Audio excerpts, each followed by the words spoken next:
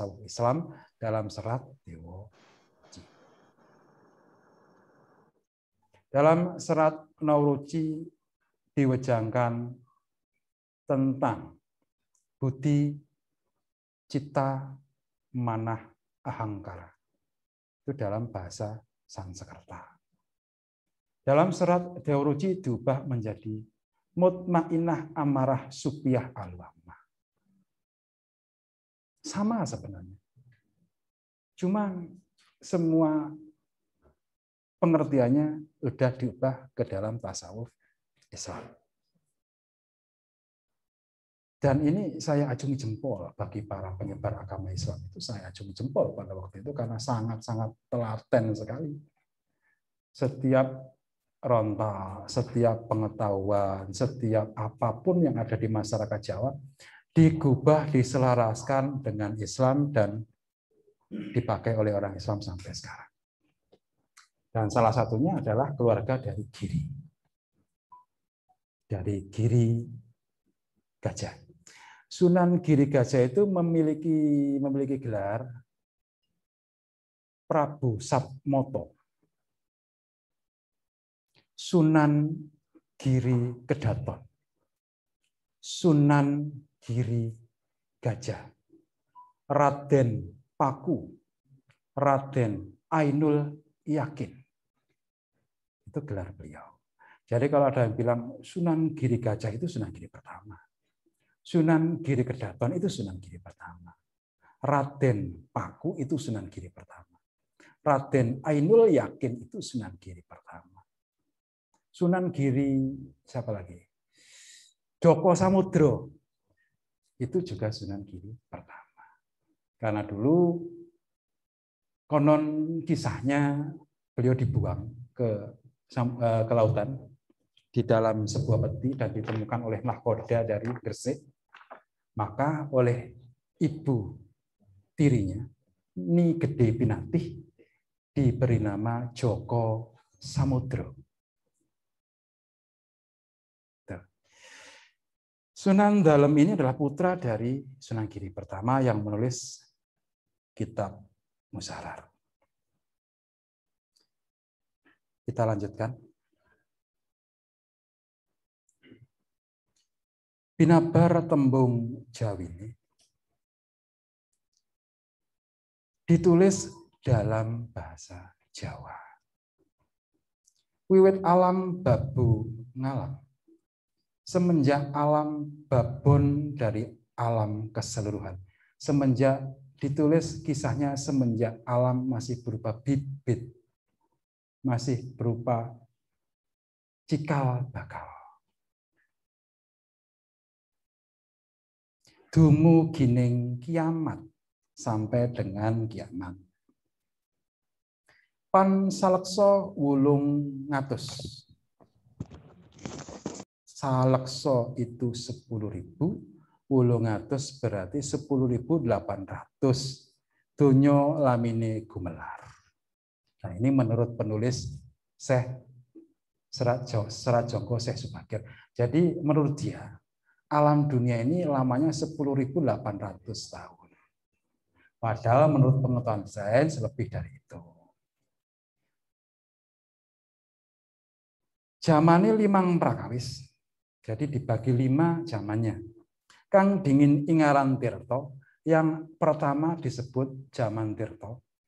Nulyo Karto kapindhone, lantas zaman Karto yang kedua.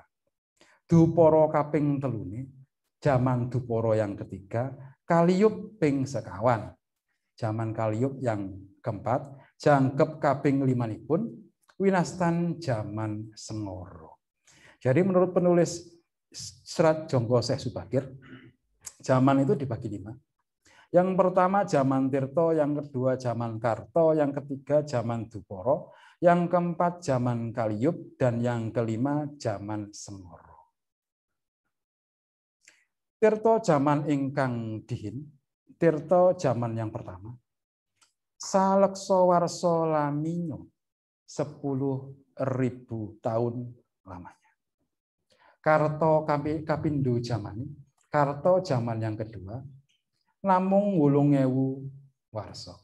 hanya 8.000 tahun. Ganti zaman Duporo mung 6.000 kawan atus, cuma 6.400 tahun. Langkung 9 doso. 6.000 kawan atus langkung 9 doso. 6.490 tahun. Zaman Kaliub gumanti para mukmin kas angira, zaman Kaliub yang zaman yang keempat, menurut perhitungan para orang mukmin khas, yaitu para ulama, kalih warso maneh lawan 100 warso, 2000 kalih warso maneh. Oh ya, lawan 100 warso. 2.900 tahun untuk zaman Kaliub. Ganti zaman Sengoro, zaman yang kelima, lenggih wewatesan umur namung kalih ewu warso, hanya 2.000 tahun. Ini menurut pemahaman dari penulis Serat Jongko Syekh Subakir bahwa ada 5 zaman Tirto, Karto, Duporo, Kaliub, dan Sengoro. Tapi menurut wawasan orang Jawa kuno, zaman itu hanya ada 4.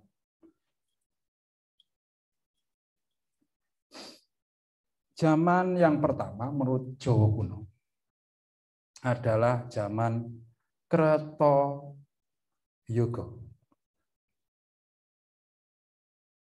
Zaman Kreta Yuga ini adalah zaman kemakmuran. Kemakmuran spiritual maupun kemakmuran material. Tidak ada orang sakit, usia manusia panjang, segalanya mirip dengan alam surga. Kesedihan itu sedikit. Ini zaman Kreta Yuga. Zaman yang kedua disebut zaman Treta Yuga. Ini mulai banyak kejahatan, mulai banyak penyakit, mulai ada kesedihan. Zaman yang ketiga disebut Dwapara Yuga. Ini mulai seimbang antara kebaikan dan kejahatan. Zaman yang keempat disebut Kali Yuga. Ini adalah zaman sepenuhnya kacau balau. Dan zaman kita sekarang adalah menuju ke zaman Kali Yuga. Ini empat zaman. Di sini ada 5 zaman. Nah, namun dalam Jawa kuno disebutkan ada yang disebut dengan zaman Antara, yaitu zaman penyambung antara zaman Kali Yuga berputar menuju zaman Treta Yuga lagi, itu ada zaman Antara. Dan mungkin zaman Antara ini yang ditulis sebagai zaman Sengoro dalam Serat Jongko Syekh Subakir. Kita lanjutkan.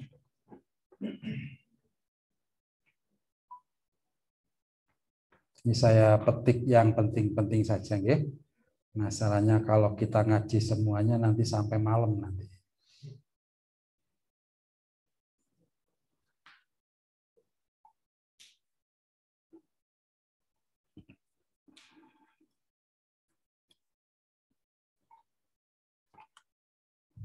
Kita mulai masuk ke sinom saja.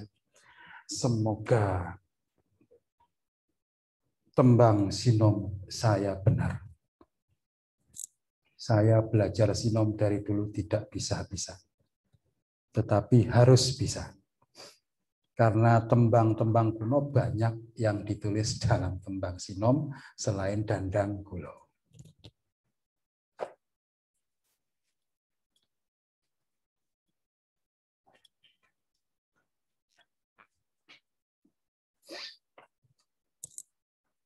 Kalau nanti nada saya salah, saya ganti langsung gancaran, ya.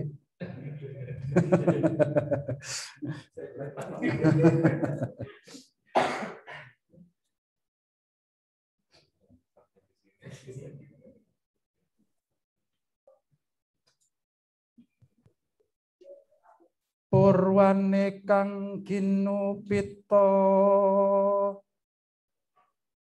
duk suwunge tanah Jawi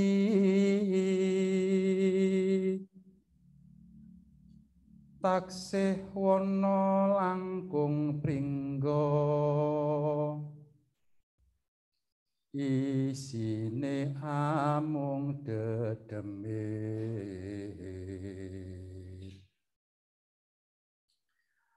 pariprayangan lan jem miwah sagunging lelembut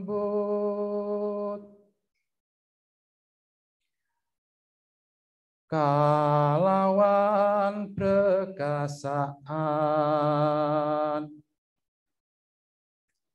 Gandharwa lan Banaspati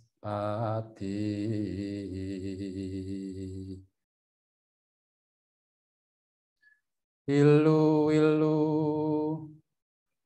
janggitan lawan kemaman. Ini udah agak kacau sinomnya, tapi tidak masalah ya.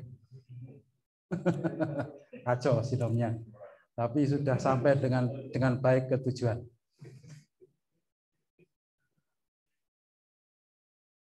Awal yang dituliskan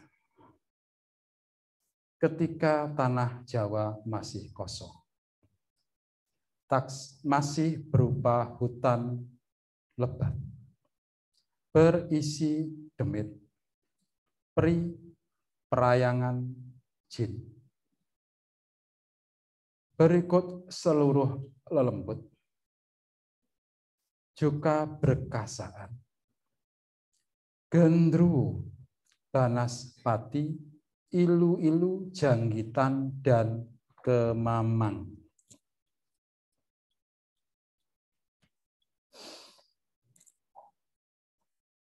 Gandharwo ini adalah makhluk halus yang berbulu lebat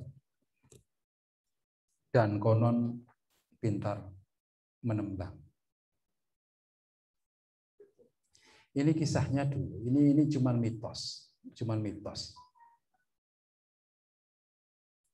Yang mengarang Mocopat Gambuh itu adalah Gendruwo. Dulu ketika masa Jawa kuno ada seorang raja. Ketika hari senja beliau berjalan sendirian ke alun-alun Kedaton tanpa didampingi oleh pengawal. Zaman dulu gampang. Karena zaman dulu belum ada foto, zaman dulu belum ada internet. Jadi ketika seorang raja turun langsung ke tengah masyarakat, tidak ada yang bisa mengenal, bisa menyamar sebagai wujud apapun. Kalau sekarang Pak Jokowi di depan kita saja kita sudah jerit-jerit karena sudah hafal wajahnya. Kalau zaman dulu sangat mudah untuk menyamar. Pada masa Orde Lama pun hal itu juga bisa dilakukan. Karena zaman dulu foto juga jarang didapatkan. Media foto juga susah untuk didapatkan rakyat kecil. Jadi yang mereka terima adalah suara. Bung Karno itu kalau menyamar ke tengah rakyat kecil tidak ada orang tahu, asal jangan bersuara. Kalau sampai ngomong, tolong dibelikan, rakyat tahu itu suaranya Bung Karno. Tetapi kalau wajahnya jarang yang tahu. Ini kisahnya pada waktu itu ada raja turun ke alun-alun keraton sore hari. Di bawah alun-alun terdengar suara menembang. Di bawah di tengah alun-alun ada beringin besar. Sang raja dengar orang menembang. Tembangnya seperti ini.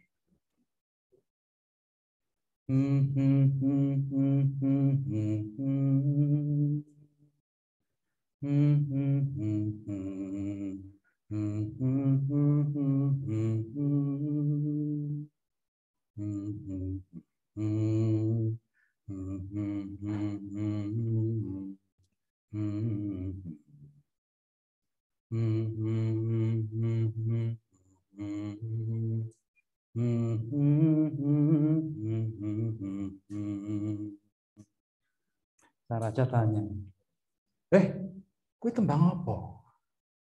Gendronya kaget. Ternyata dia nembang ada raja di bawah. Aduh, ngapunten Gusti. Aku takon, kuwi tembang apa? Aku tanya, itu tembang apa? Aku nggak pernah dengar. Si gendronya takut. Mohon maaf Gusti, saya tidak melihat jenengan di bawah. Aku tanya tembang apa? Kula mboten semerap. Saya tidak tahu. Oh, tak jeneng nembuh ya. Akhirnya jadi tembang gabuh. Asal usulnya seperti itu. Jadi tembang gabuh itu cuman sedikit baiknya tapi merdu. Itu konon ceritanya yang mengarang adalah gendruwo ini. Gambuh pustakan ingsun ajeju Kanjeng Sang Prabu susuhunan pakubono mandiri Narendra kaping 10 ing Surakarta ngedaton. Itu gambuh yang ciptakan gendruwo.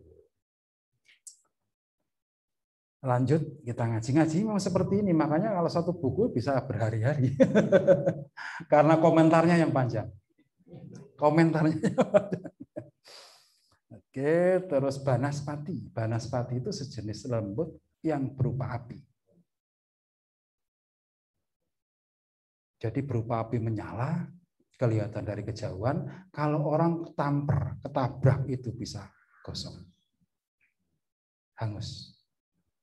Kalaupun tidak hangus tubuhnya, darahnya kering. Jadi kelihatan orang itu kalau kena banaspati, tubuhnya membiru karena darahnya kering. Ilu-ilu ini sejenis lembut konon yang bisa nyucuk bun-bunan kita. Itu konon. Cerita leluhur kita seperti itu. Ojo belakang no pinggir kali ketemu ilu-ilu cucuk bun-bunan. Orang zaman dulu gitu, kita takut. Itu ceritanya seperti itu. Janggitan, ini mirip dengan ilu-ilu, kisahnya mirip dengan ilu-ilu. Terus kalau ke Mamang, ini hantu berwujud asap putih. Mirip wedon. Ke Mamang itu mirip wedon. Konon ini ada komentar lagi. Ini ceritanya seperti ini. Halo? Udah masuk? Oke. Ini pada zaman dulu. Kisah ini diberikan kepada orang prajurit zaman dulu. Zaman Jawa kuno. Kalau ingin cepat sembuh dari luka tertusuk atau tersobek senjata, apalagi kebal oleh racun keris, caranya adalah menghirup kemamang. Kemamang ini biasanya muncul 7 hari ketika orang baru meninggal. Jadi di atas kuburan orang meninggal itu biasanya 7 hari kita tunggui. Jadi kalau 7 hari nanti akan keluar asap, walaupun nggak begitu kelihatan, akan kelihatan kalau kita dekat sama kuburannya. Itu asapnya keluar. Nah, begitu asap keluar, kita tubruk, kita hisap sepenuhnya. Dalam jangka 3 hari kita akan demam. Pilihannya cuma satu, mati atau hidup. Kalau hidup kita kebal senjata, maksudnya ketika kita terbacok atau terkena senjata, cepat sembuh. Makanya prajurit-prajurit zaman dulu itu berani. Begitu terkena senjata, 3 hari aja udah pulih. Juga dibantu karena ramuan-ramuan tradisional. Makanya ini prajurit Belanda ketika berperang dengan prajurit Jawa, zaman Diponegoro, heran. Prajurit Jawa itu terkena bedil, terkena pedang orang Belanda, terkena pedang orang Bugis, terkena pedang orang celurit orang Madura yang sebagai pasukan bayaran Belanda. Kok cepat sembuh? Ternyata diselidiki juga karena dengan melakukan ritual mantra-mantra juga ramuan tradisional. Dan kata orang Belanda ini masih ada catatannya, pengobatan mereka menjijikkan. Jadi ramuan sama dukunnya itu dimakan. Sempurna. Nah, dukunnya tidak pernah sikat gigi. Nah, itu malah yang manjur. Yang manjur yang itu. Nyatanya sembuh. Ketika pasukan Belanda masih terbaring di rumah sakit, masih terbaring dirawat oleh dokter medis, pasukan Jawa sudah perang lagi. Pusing Belanda ini hadapinya. Ini orang Jawa kok baru sakit kena bacok, kok sudah perang lagi. Nah, lukanya kok cepat menutup. Nah, akhirnya Belanda mengalah. Karena prajuritnya juga banyak yang luka tidak siap tempur, persediaan obat-obat medis juga menipis, akhirnya mereka menyerah memakai pengobatan yang menjijikkan juga. Jadi mereka memanggil dukun Jawa untuk ikut mengobati peserta Belanda yang luka. Ya salah satunya ritual menyerap ke mamang tadi. Itu yang dilakukan oleh prajurit Jawa. Mati yo wis, urip yo digdaya. Siap mati. Orang zaman dulu. Kalau sekarang, waduh.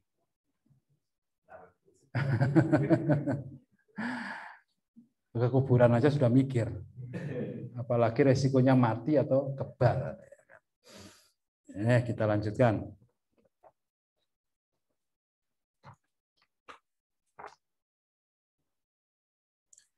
Panenggih kang kawusa dikisahkan.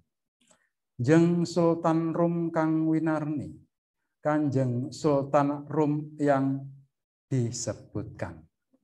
Angsal sasmitaning suksma mendapat pawisik hyang moho suci atau hyang suksma. Dinauhan angiseni mendapat perintah untuk mengisi manungso pulau Jawi, manusia di pulau Jawa. Anenggih Sultan ing Rum adalah Sultan di Ngerum, nimbali patih hiro, memanggil patihnya. Prapteng ngarso awab sari, datang di hadapan bersembah, Sang Aprabu alon deniro ngandika. Sang Prabu Sultan Ngerum pelan berkata. Kalau di Jawa itu seorang bangsawan pasti alon deniro ngandika. Ngandika kalawan aris. Bukan Aries ya. Aris. Aris itu patut, pelan, sopan. Jadi memang bangsawan-bangsawan Jawa itu digambarkan kalau bicara itu alon tur aris. Pelan dan patut. Tidak pernah dikatakan ngomongnya membentak-bentak, enggak ada.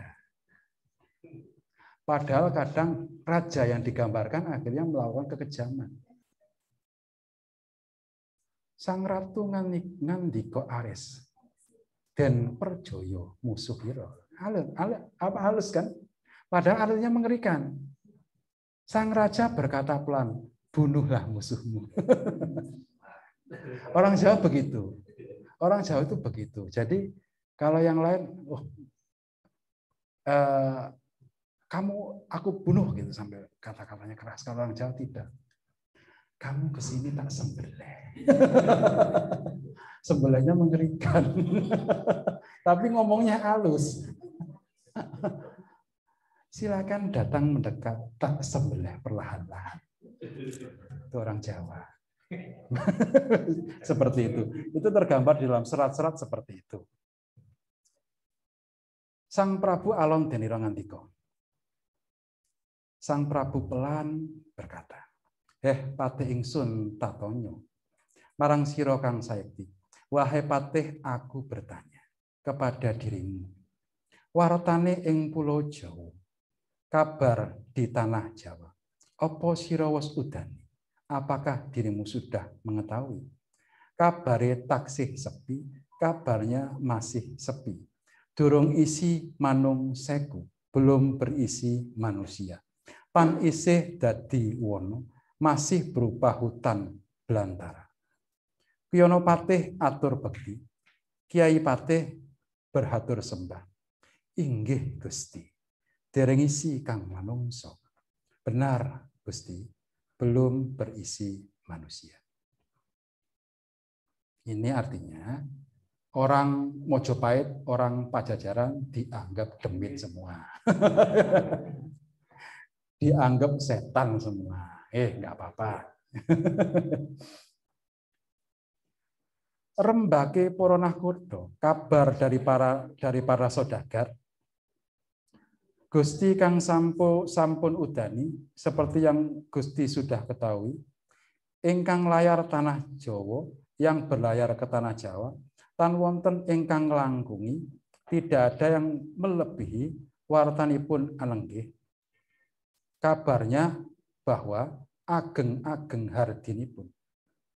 Jadi menurut para saudagar yang pernah berlayar mendekat ke tanah Jawa, tidak ada yang melebihi gunungnya, banyak gunung di tanah Jawa. Pulau Mujur Mangetan, jadi pulaunya itu memanjang ke timur. Sakilene Pulau Bali, di sebelah timur ada Pulau Bali. Sri Narendra alon wijiling wacono, Sri Narendra pelan ucapnya. Hepate sirong mepao wong rong lekso soma aglis. Wahai patih kumpulkanlah orang 2 laksa. Tanduran ing Pulau Jawa. Tempatkan di tanah Jawa. Kata-katanya tanduran tanamlah. Ya, masa orang ditanam. Namanya ditempatkan di tanah Jawa. Di Menpodo Gogo Sabin agar bisa mengolah persawahan. Sandika Pionopatih. Pionopatih beratur sandika. Manembah lumengser gupuh, bersembah undur diri, samekta lajeng budal, bersiap lantas berangkat. Wong rong leksa somah prapti ing muwana kamot ingemut baita. 2.000 orang datang dimuat dalam perahu semuanya. Ini kisah pertama kali orang Ngerum datang ke Jawa dipimpin oleh Patih Ngerum. Jadi orang Jawa dianggap demit semua, hendak diisi oleh orang Ngerum yang dianggap sebagai manusia. Hal-hal seperti ini, diskriminasi seperti ini sudah berjalan sejak lama. Untuk masa sekarang adalah masa kesempatan bagi kita membuka, membalik, mensejajarkan perspektif agar semua manusia itu sama. Walaupun mereka orang kafir kufur, walaupun mereka itu orang mukmin, walaupun mereka itu orang serani, kata naskah Jawa itu serani, yang dimaksud adalah orang Nasrani. Semua itu adalah manusia juga. Diskriminasi semacam ini yang sudah waktunya harus kita hilangkan. Karena tidak akan membawa apapun kecuali hanya sekedar membawa penindasan yang berkelanjutan. Kowe wong kafir kufur ora duwe hak mungkin. Kowe wong kafir kufur ora oleh ngedekno panggonan ibadah mungkin. Kamu orang kafir kufur tidak boleh mendirikan gereja di sini. Nah, ini tanahnya Allah. Nah kan kita semuanya adalah makhluknya Tuhan.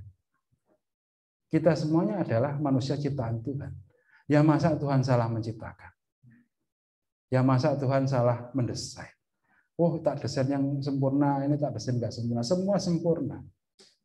Semua adalah makhluk Tuhan, semuanya diberikan rohimnya Tuhan. Kalau nggak diberikan rohimnya Tuhan, matahari terbit itu pasti pilih-pilih umat. Yang sana yang nggak kafir, mataharinya terang. Yang kafir kufur gelap. Kan lucu kan. Terus udara juga pilih-pilih. Yang bukan kafir dapat bernafas. Yang kafir kufur sesak nafas butuh oksigen. Nah itu kan sudah menunjukkan bahwa Tuhan itu tidak pilih-pilih. Semuanya diberi secara merata.